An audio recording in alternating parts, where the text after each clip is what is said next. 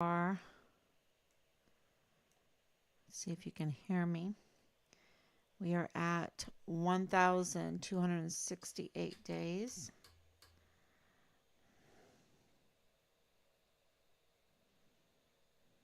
Okay. Let's see if we are on. Doesn't look like we're on.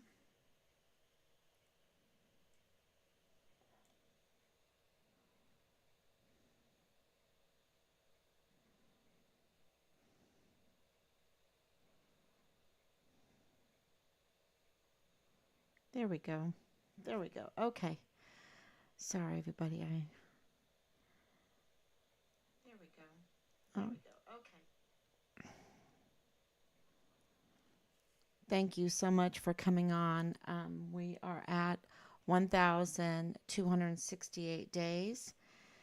And, uh, I feel like because every day is breaking news, right? Every day has new news. Today is no different. But we're climbing the ladder, right? It's like Jacob's ladder. It's figuring out, putting all these pieces together inch by inch. Remember, we did morsel by morsel, Operation Hansel and Gretel, and we would find our way. We would find our way to what happened to Richard, who did this to Richard, who covered this all up. And I just want to tell you that Team Find Richard Halliday has spoken to the lead judge in death penalty cases, the death row cases, and confirmed that, there's a case in Connecticut that was used as a reference or as an example. And I need to go and look at it more carefully, but I'm going to tell you uh, what we were told. And that is that a man had a beautiful wife, and he decided that that wasn't enough, that he was going to have an affair. I think it's with an Argentinian woman, and they're all beautiful. They're all, and so this makes the news. Um, the wife is murdered, and, so it's all in the news. The wife's body has never been found, never been recovered. The remains have never been recovered. Yet they charged the couple with the murder. The husband admits to the murder of his wife and proceeds to commit suicide and kills himself. The woman that, the husband was like, don't, or the man in this, don't charge my lover. She just helped me cover this up. She didn't do the murder. I did the murder, right? But the judge says it doesn't matter. She is being charged. She is being charged. And I believe the penalty is the death penalty. And so I'm going to have to go look and check that up. But what we were told is that if you commit, I don't know why that came up. That's really weird. My Facebook just got all messy.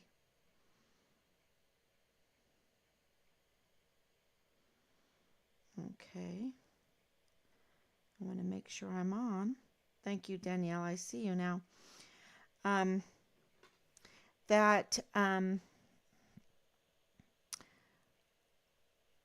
That in our case, absolutely, the death penalty will be on the table. It is lethal injection. And so we received confirmation of that. And that can be just in the cover up. So let's say our key suspect comes out and says, "Okay, yeah, I murdered him, but so and so just help cover it up, help me cover it up, right? Didn't tell on me or whatever." It doesn't matter. It doesn't matter according to the judge, the top Texas um, death row judge that we talked to. Uh, it doesn't matter. They can be charged with the murder, um, life imprisonment, the lethal injection, all of that. And so, yeah, it makes me really, because I was a Ron Paul supporter.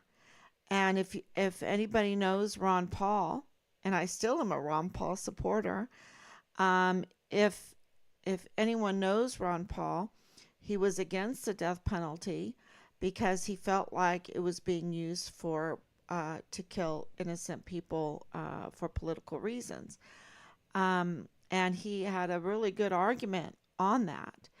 And so we were Ron Paul supporters.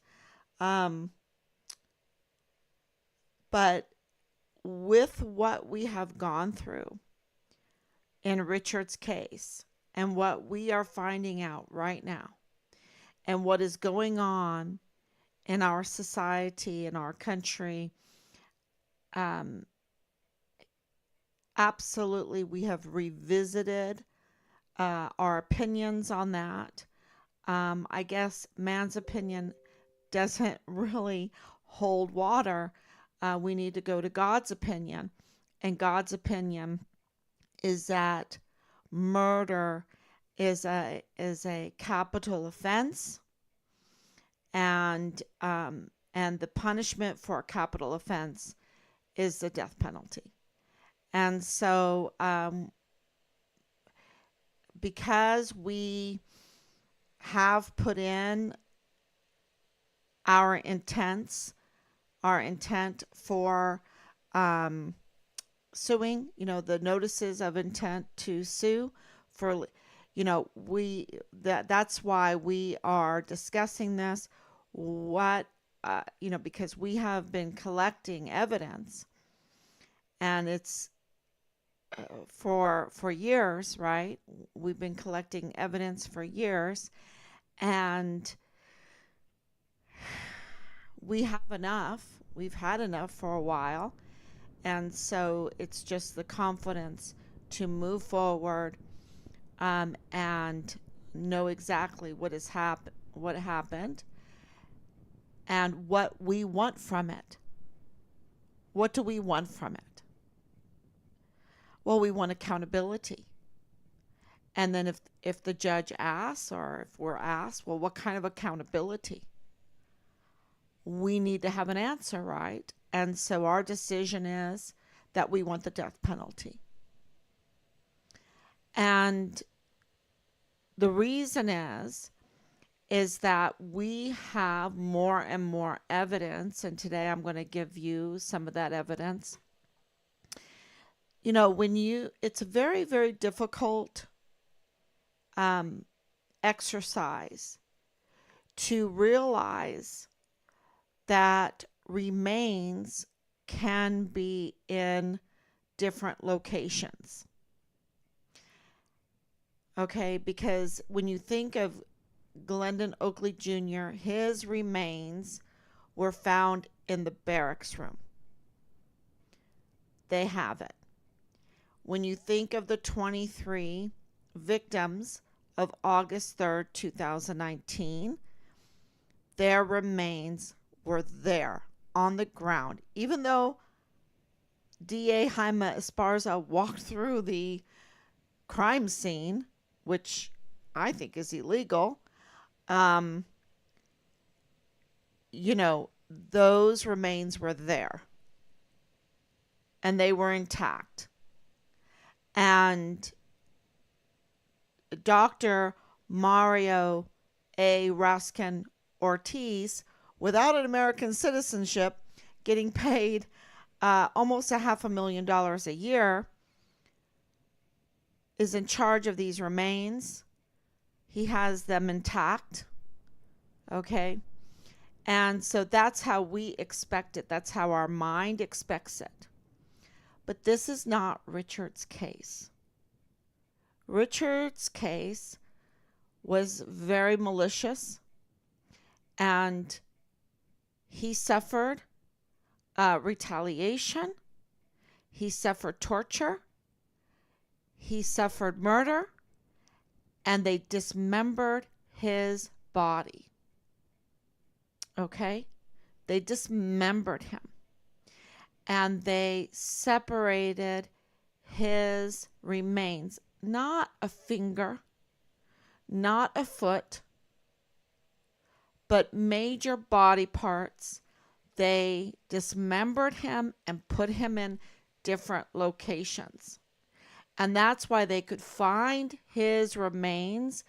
And when they found his remains in different locations, they could absolutely identify that he was deceased. Because you could still live without your finger. You could still live without your foot. But you can't live without your head or your torso. He was dismembered in a very malicious way and buried in different places. And it's hard for us, hard for anybody to accept that, to even think about that, to even recognize that, because that's not what we want to think about, right? That's not how we picture a human person, okay? And it's so difficult, but it's very important for us to tell you this today, because we're back at 2020 when we got there, and the level of shaking. And as soon as we got there, Danae Katzen contacted us. She is a convicted criminal. She's an unreliable source. And yet she was used. She was sent. She is absolutely connected to 2905 Bliss Avenue, which is connected to the August 3rd, 2019 Bliss, El Paso mass shooting. Okay? She's absolutely connected, and she was used. She was being manufactured. It was a manufactured. This is as a witness, to misdirect, to be a false witness, okay, which is criminal. To mislead us away from Richard, to slow us down, to sabotage the investigation.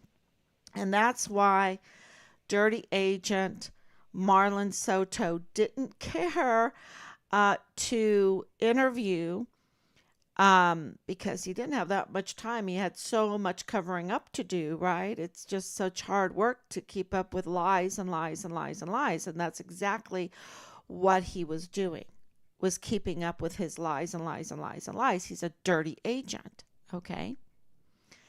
And so he did not call her in. He did not interview her like what you would think that he would do if she was reliable, but he knew that she was unreliable. He knew that she was criminal. I suspect that he knows her. Okay? That he knows her, because even the PI decided that he was only going to interview 2 people, after talking to Soto, Dirty Agent Soto, and that would be Danae and Belen. Okay, both which are connected to 3905 Bliss Avenue, 3905 Bliss Avenue, which is connected to the mass shooting. Okay. There's something very, very wrong, something very, very fishy. And the more you look into it, the more wrong, the more smelly, the more fishy. And it really makes you so disgusted with the likes of Bob Moore of El Paso Matters that manufactured stories to develop this false narrative of Patrick Crucius being a lone shooter, okay, and the sob story that he manufactured, which of course we are all weeping and we're all very, very sad for all the victims, but this was a con job, and absolutely a con job. And an investigative reporter like Angela Kacherga, like Bob Moore, especially with Bob Moore's connections, because he absolutely has a conflict of interest. Well, I would say that the FBI agent, Jesus Eduardo, known as Eddie, Nieto Jr., has so many conflicts of interest. One being with Angela Kacherga, with El Paso Matters, with Bob Moore. Okay?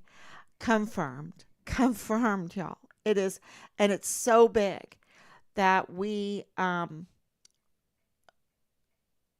prayed, we prayed, and we sent in the criminal complaints, okay, to the highest level, to Merrick Garland, to Christopher Wray, and this is a huge conflict of interest. But it doesn't stop there, because do not forget that Nadal Baim, okay, who has a record, and I haven't talked about it so much. I've just said that he has a record. He has a record, okay, and his family, his son-in-law is a lieutenant colonel in the G3 of the 32nd ADCOM. Okay. That's Richard's command, and that's operations. But Nadal Baim, and I've said this over and over again, is a businessman. Okay? He's a businessman. His daughters are business women. And his son-in-law is a lieutenant colonel in the G3 of the 32nd ADCOM.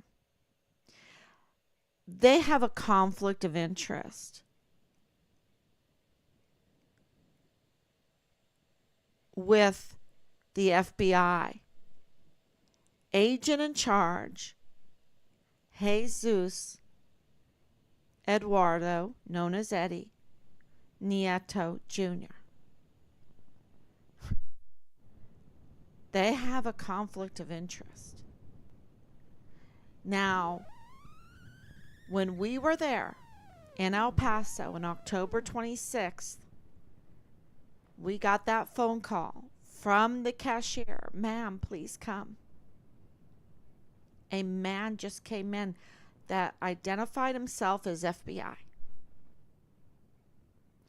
Nadal Baim has a conflict of interest with Jesus Nieto Jr., the FBI in charge there in El Paso. Ma'am, you have to come. A man identifying himself as the FBI came in here, and it's not good. It's not good, ma'am. You have to come. We went there less than an hour after he was there. We just went right there. We didn't wait any minute. We went right straight there. And we received the CCTV footage. We did not know his name. We did not know who he was. But FBI agent Nieto did. He did. And there's a conflict of interest with Baim, the Baim family, Lieutenant Colonel Bradford Bugado, Angela Kacherga, and of course, El Paso Matters, Bob Moore. And this man, who we gave to the FBI, and they were upset. They were upset with all this. We gave them the CCTV footage. We gave them the audio of the cashier. And this is about our son that has been murdered, that the FBI found partial remains in Mexico. And there were partial remains found in the United States. Now, that's not me saying that. That is a man from the State Department saying, yes, they were looking for Richard's remains in Mexico. And then another DHS, DOS, so that's Department of, what's DHS? Homeland Security, Department of Homeland Security, and Department of State.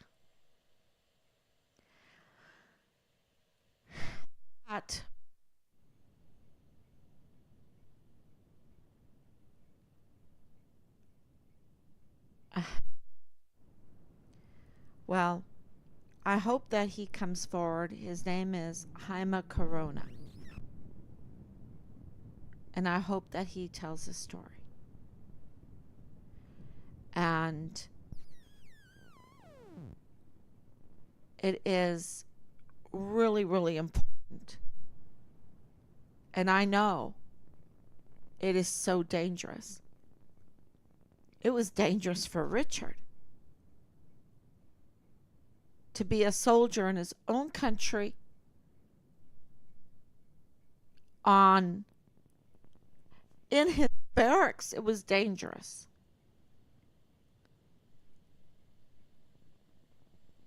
And we have other whistleblowers that have come forward, and they even went to the FBI. They went to Jesus, the FBI, Jesus Eduardo Nieto Jr., and gave their report about Richard's case, about what happened to Richard, including being murdered, including bodily harm, including Kilometer 29, including Leilani Hart, who's the mother of Dallas Hart, Richard's platoon leader. And Leilani is a convicted criminal. And the only real crimes that are corroborated in this, that are absolutely corroborated in this, was also in the hands of FBI agent Nieto. He had in his hands a notarized criminal complaint affidavit from Leilani Hart, full of felony crimes, and nothing was done. He had an FBI agent that walked into a Dollar General and identified himself as FBI and gave intel out, and nothing was done. His job also is to communicate with us, the victim's family. I never have heard his name. Never heard his name. He should have called us. He should have written us. We should have had a meeting with him, and he should have absolutely told us who Nadal Baim was, Nadal Baim's own conflict of interest with his son-in-law, Bradford Bugado, in the G3. But it gets even better, y'all. But that's not what Nieto did, because his ex-wife also has a conflict of interest with Lieutenant Colonel Bugado.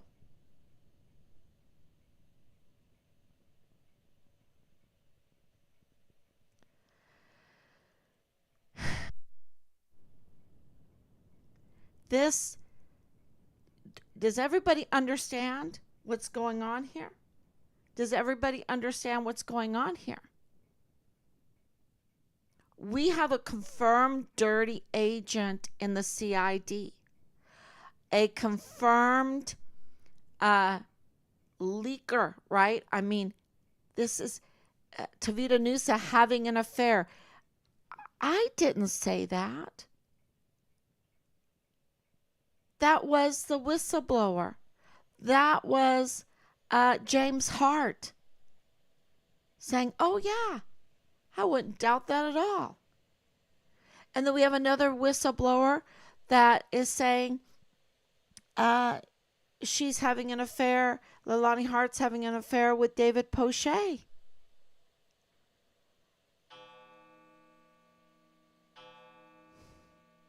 Let the bells toll. And then we have another whistleblower that she's having an affair. No, I shouldn't say it.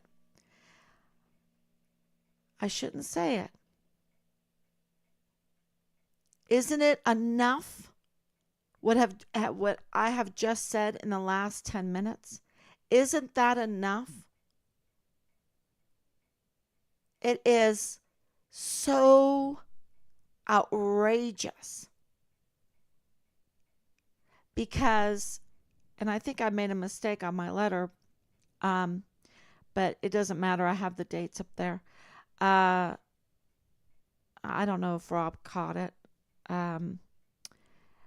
But Nieto has been in El Paso for over 20 years. And then he's from El Paso. And then he was living on Fort Bliss. He was living on Fort Bliss, and he has a history with police. I don't know if he was MP, but he has a history of that. He, and then he's in charge of investigating a missing soldier when he has conflicts of interest on Fort Bliss. There's so many conflicts of interest. Does he know the Harts? Does he have a conflict of interest with the Harts? Does he have a conflict of interest with Marlon Soto? Does he know Marlon Soto over 20 years in law enforcement? Does he know Tavita Nusa? Does Nieto know them so well that that's where his loyalties are? Does he have business dealings with them? Is he does he have invested interest that could be hurt if he would investigate something against them? So because the the conflict of interest with Kachurga and El Paso Matters and Bob Moore and the Baims and Bugado, those are all undisclosed conflicts of interest. And is our FBI so untouchable that they can have those kinds of undisclosed conflicts of interest in the case of the Vanessa Guillen first absent soldier, a missing murdered soldier, a retaliated against soldier, a CID intern soldier, a distinguished honor graduate soldier that's being smeared? No wonder they were smearing him and are smearing him. And that conflict of interest is not even is still it's still undisclosed. They don't even have it in the I haven't read it yet in the 700 plus pages that this, Jessica Veltri, she is the agent. She will find everything. Months and months and months and all these leads and everything. And with all her tools, she can't figure out that the FBI there in El Paso has a conflicts of interest with the very people involved in Richard's case.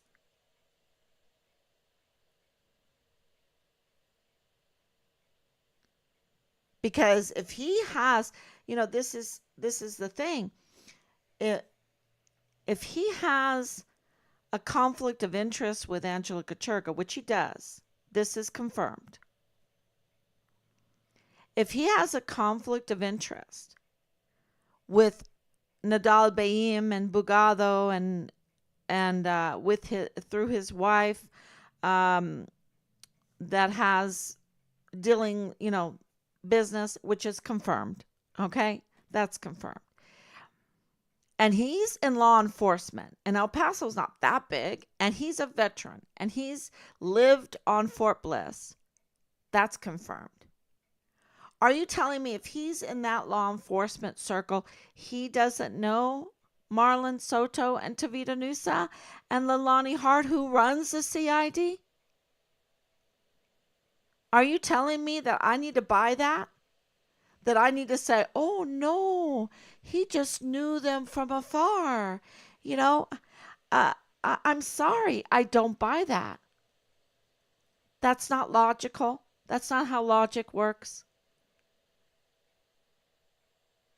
He's in law enforcement. She's running the CID. He has to work hand in hand with the CID. I think he's a little bit chummy with them. And what about the El Paso Police Department? What conflicts of interest are there? Because he's absolutely connected to the El Paso Police Department. We have confirmation on that. Was he El Paso Police? So if he's in law enforcement, and he's there for over 20 years, and we're made the investigators of our son's case, and it takes us 3 years to find out that the FBI in charge, the agent in charge. Look, Jeff Downey was only there for over a year and he's gone. Why is Jeff Downey gone? And Nieto, is protected and is still there. Wowzer. Wowzer.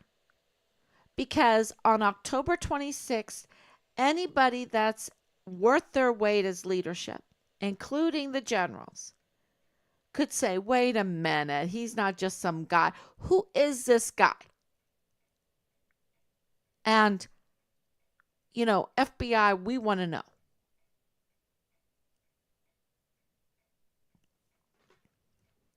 But you have the compromised DES, the compromised CID, absolutely the compromised FBI, absolutely the compromised um, John Briggs, the uh, Office of the District Attorney, Assistant District Attorney that's in charge of all murder cases.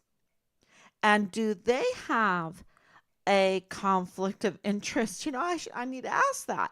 Do they? Because we know, because of Loretta Lynn Hewitt, the very experienced mass shooting cases experienced attorney that was hired in to go, take Patrick Crucius to the death chamber, right? And was blackballed or sabotaged or kept from the case, and the case was in pieces. And she had to resign because she was like, geez, I can't even do my job. They're keeping me from my job. And the person that was keeping her from her job was John Briggs, who I guess was put in there to do his, he's been there over 20 years. So John Briggs been in there over 20 years. How many cases did he work with Nieto with, right? And then this case is in pieces. Richard's case is in pieces. And that's not an accident because we give them everything. They have so many. If we had all the access to all the files that we want, we absolutely would have justice and we'd have accountability right now. They could do it if they wanted to, but they choose not to. So, why? Because they are compromised. Because they're up to no good. Because where's the law? Where's following the law? And whatever Richard was reporting to the the Child Protective Services, the CPS, and remember that we have that's all a mess. So you have to look through, okay, does Neto have a conflict of interest with the person in charge of CPS complaints? Where are they?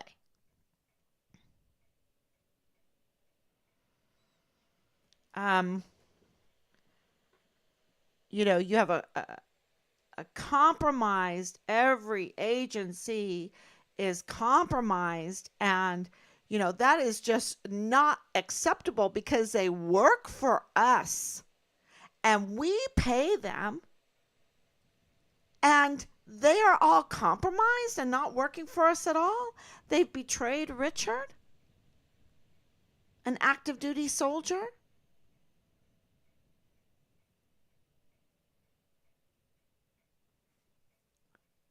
And what Jaime Corona confirmed is Mexico's involvement in our son's case. And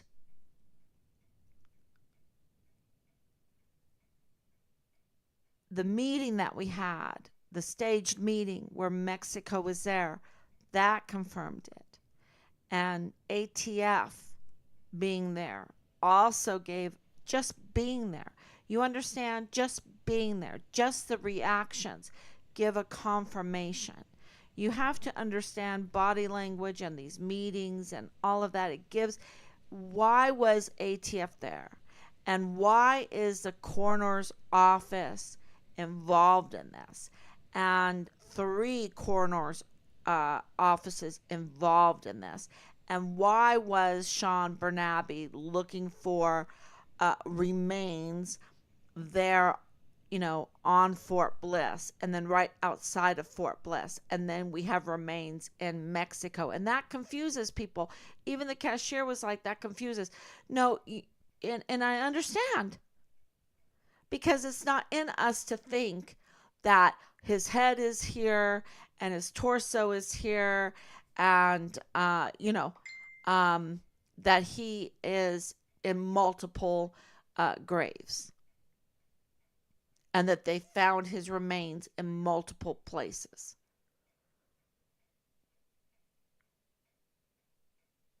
So, that was not their narrative, I guess, that they wanted to bring out right after Vanessa Guillen. But hell with them. This is my son. And,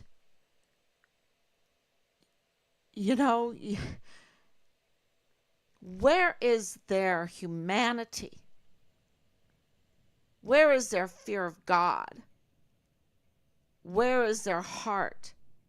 They are just so evil. Because today, I'm telling you right now, that the FBI that was to look into Richard's case, into the leads,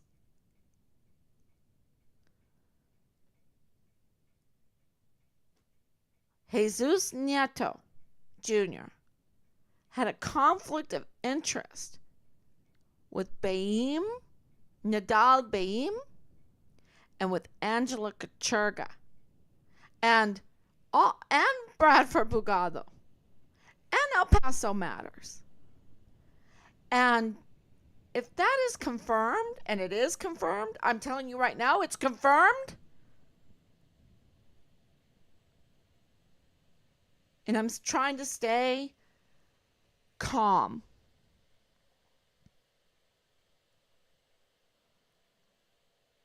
And they're telling us when we're there, oh, forget about him. He's just nobody. Yeah, it's just nobody. Nobody. Just don't worry. Just don't worry. It's nobody. These people deserve the death penalty. They deserve the death penalty. Will they get it? I don't know. God knows. But they deserve it.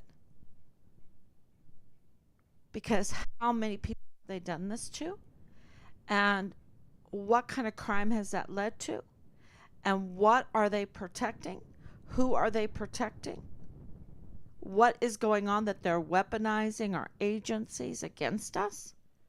To lie to us like that? To lie to us about the dismembered remains of our son? And to make us, for months, go over those CCTV footage, go over that, go look, think about it, have nightmares about it, under harassment, vile and vulgar messages, right? These people made us go through that. And my dad was so sick. Making him go through that. Making my dad go through that. Making my mom go through that.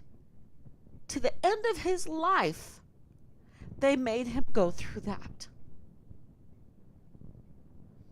When all along they knew what happened to Richard.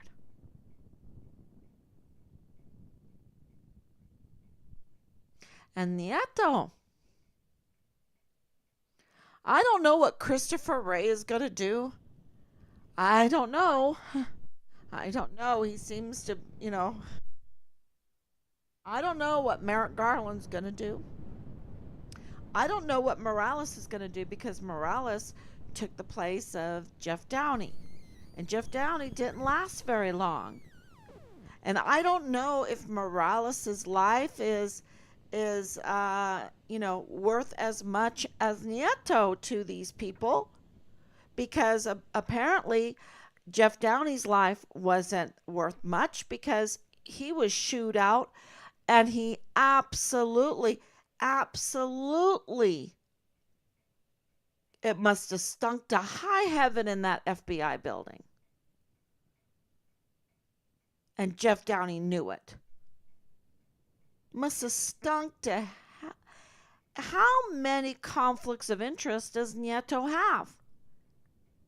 Because he's lived there, he's has connections, he lived on Fort Bliss and has connections there, and then to over 20 years in the FBI there. No wonder John Briggs, no wonder John Briggs and Bob Moore and Angela Kacherga can get away, and Veronica Escobar, and Thomas Kane, and Marlon Soto, and the generals can get away with their degenerate disregard for the law over and over and over again, and milk the public for millions of dollars while they are in degenerate disregard for the law, for the land, for the people. They are in total disregard of their duty in a degenerate way, destructive, murderous way. Absolutely. How many children have been raped? How many people have been murdered? How many people have been robbed?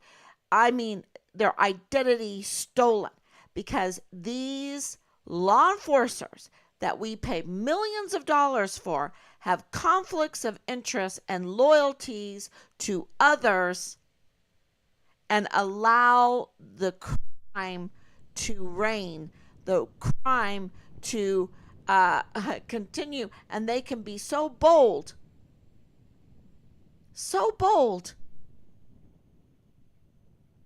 No wonder that other group of people can be so bold. Because where is Nieto? He has conflicts of interest with Nadal Bayim, the FBI man, and Bradford Bugado, the lieutenant colonel in the G3 of 32nd ADCOM, Richard's command. And he has conflicts of interest with Angela Kacherga, that is obstructing justice with a convicted criminal, unreliable source, Leilani Hart. And I'm like, okay, they must know each other. Because she put in a notarized criminal affidavit with incest and child rape and illegal weapons purchasing and, and he's like, oh yeah, that's fake. But doesn't even arrest her? Don't tell me he doesn't know Leilani Hart. Don't tell me he doesn't know Dallas Hart. They put Dallas Hart in the media, right? They put Texas Hart in the media. They're sweethearts. They have some kind of connection.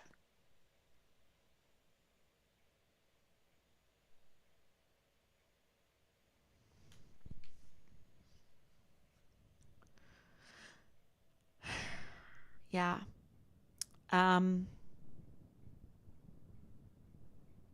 Richard is my sweetheart. He's my connection.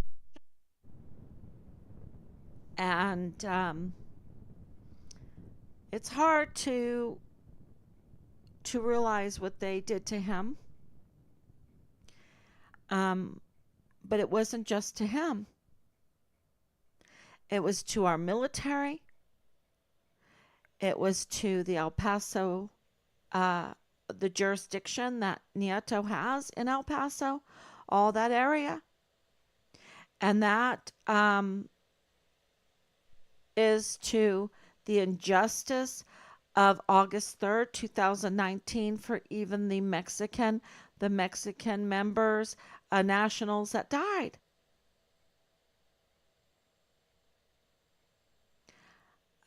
He needs to be arrested and he needs to be tried.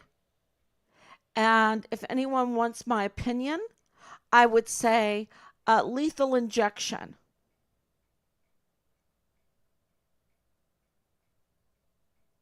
Because don't forget, kilometer 29 um, is still there. And our, those orphanages over there, the child shelters over there, and our 85,000 unaccounted for minors in these just a short time period. And now 2023's numbers are supposed to be really bad. And there's connexes in the pictures, and you have 3905 Bliss Avenue, 3705 Bliss Avenue, and you have a medical examiner that is not an American citizen.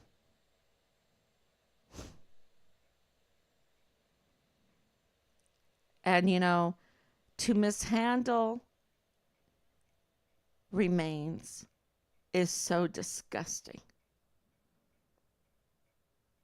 It's so disgusting.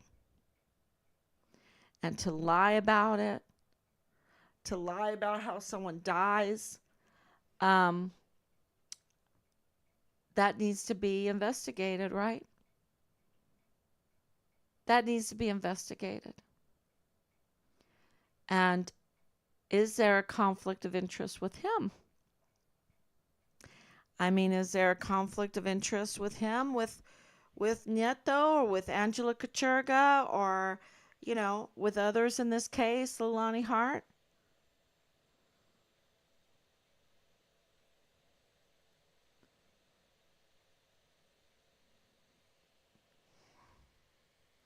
I'll take your questions.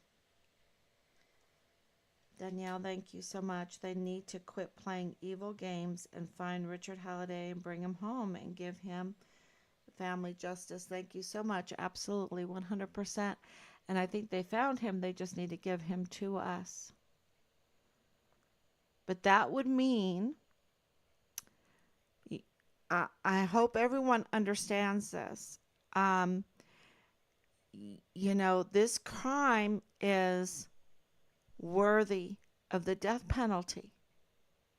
That's what's going on here. It's worthy of the death penalty, and they know it. They know it. They're the FBI. They're the CID.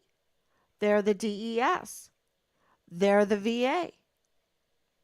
They're the CPS. They're the CYS. They're Park University. They're UTEP.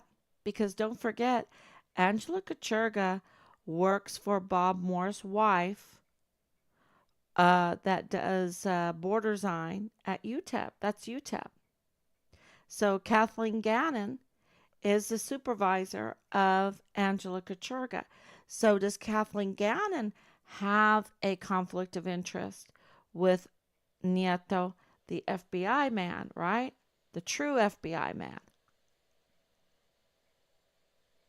And he seems to be so connected in El Paso. And it explains, absolutely explains so much, doesn't it? Because who do you go to? I mean, we've had whistleblowers go to the FBI, and the FBI sit on their hands or work desperately behind the scenes with all their conflicts of interest to cover this up. And, this whole Mexico thing, um, I really ask for Jaime Corona to take a stand, to take a stand. Um, and it doesn't have to be for us or for Richard, but for El Paso and for Chihuahua, Mexico, who are, they're just suffering. We went over there 2 dozen times at least, maybe more. Um, you know, there's no reason why they have to be suffering. Mexico is absolutely gorgeous country. El Paso's gorgeous country. But we have compromised law enforcement. Where is the law? And a land without law is just a band of robbers. A land without the law is just a criminal syndicate, are just bullies, are just murderers. They're just thieves. They're, they're just smears of innocent people. And who said that? Who wrote about that? St. Augustine. St. Augustine. So, yeah, that is huge news. Breaking news. When I say breaking news every day, because I even have some more breaking news, but I have to think about it until tomorrow. Until tomorrow, because there are just things coming out very quickly right now. And I don't know if some, like David Poche, because we have David Poche. Um, if I was him,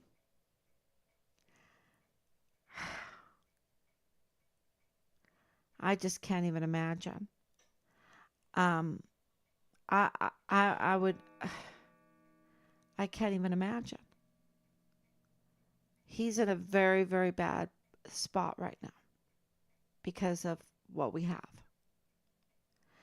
And like a lot of them, I just think that enough is enough and he needs to come straight.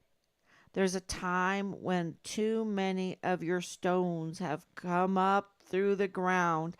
Too many truths have come up through the ground, and there's too much evidence. And it's time for plea deals. It's time for, because let me tell you, this judge, they don't fool around. They don't even fool around with, well, there was a long discussion. They don't fool around. And I was shocked on that. I was shocked. I thought that there would be all this conversation. Oh, no. Nope. And those that are on death row, I think we were told there's a little over 200 of them. And they get very little time in any kind of fresh air, very little time. They are isolated, no windows, no nothing, y'all. And yeah, I was shocked.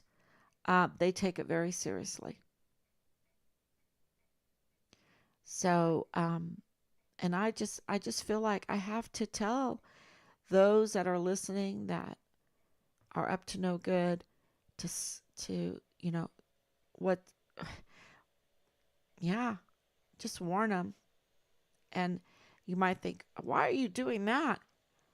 Um, I don't know. I don't know. I don't know.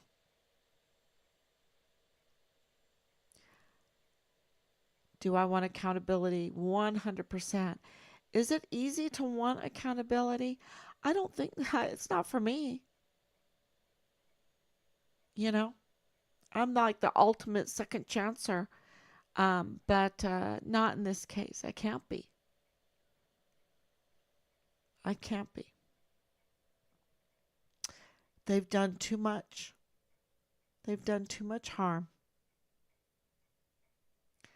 So, yeah, I just can't. Can you imagine how we feel that the FBI, Nieto, who we turned over all the stuff to, had a conflict of interest with Nadal Baim and Bradford Bugada, the lieutenant. I just, wow. And then they come back and they got mad at me because I was searching. I was searching so hard who this man was. And Rob, we were like searching all possibilities. Um, and they knew all along. And the reason why they got mad at me was not because I might have guessed the wrong people. It was because they knew, and we were getting closer and closer. And it took 3 years to figure out why they were really afraid. Not because of Nadal Baim, not because of Lieutenant Bradford Bugado. They could throw them under the bus so quick. It was because they have a conflict of interest with their man, the FBI man, Jesus Nieto. And if they have their man in there, they can do all kinds of crime because there's no law then. And yeah, just wrap your heads around that is just, uh, yeah. All right, everyone. Thank you so much. God bless you. And I will be back tomorrow. God willing.